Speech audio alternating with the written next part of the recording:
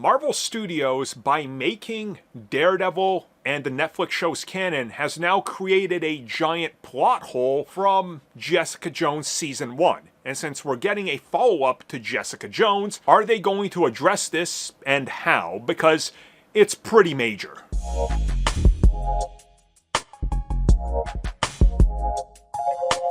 So now that Daredevil Born Again is canon to the MCU, that all of the Netflix stuff is canon to the MCU, we've come to realize that now we have some continuity and plot hole problems.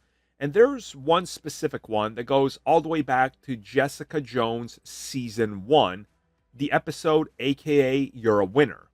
And in this episode, it is Luke Cage who tries to hire Jessica Jones to find a missing person. Jessica then tells him that she doesn't have time right now and that she's going to give him the name of a top-notch private investigator. And she tells him to contact Angela Del Toro. Now, hold up.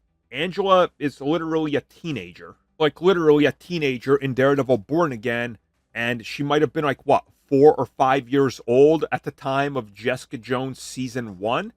But of course, we know that at one point they were actually developing a White Tiger thing for Netflix with ABC, and that never ended up taking off. So their plans were clearly to use Angela as a much older character like she is in the comics, and use that version of the character and not Hector as we got him in Daredevil Born Again, and then a younger one. So now this creates an interesting plot hole that we got to question and see if they're going to resolve.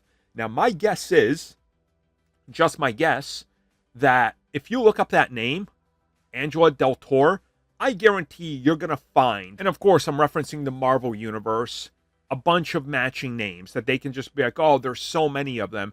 And they could even say it was a cousin, and she was named after her cousin who was gunned down or something, and explain it. But it is an interesting plot hole that they're going to have now that I wonder if they're going to try to explain, because they are trying to always tie up a bunch of loose ends that they have in the MCU, which, let's be real, the MCU is not perfect, and they got a bunch of loose ends and plot threads and plot holes.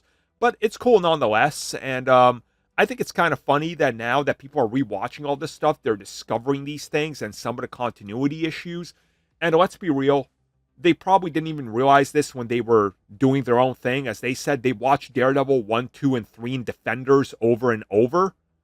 They probably didn't watch Jessica Jones. And now they're going to and discover and be like, we're probably going to have to address this. And they probably will in that Jessica Jones reboot that they're working on. Or maybe even with her in Season 2 or 3 of Born Again. Thank you for checking out that video, and thank you for your continued support. Feel free to like, share, subscribe, do whatever you will, and if you're so inclined and would like some additional content from us, which includes unfiltered content and bonus discussions, we do offer exclusively in our member section. We hope to see you there. So thank you for watching, and have a good one.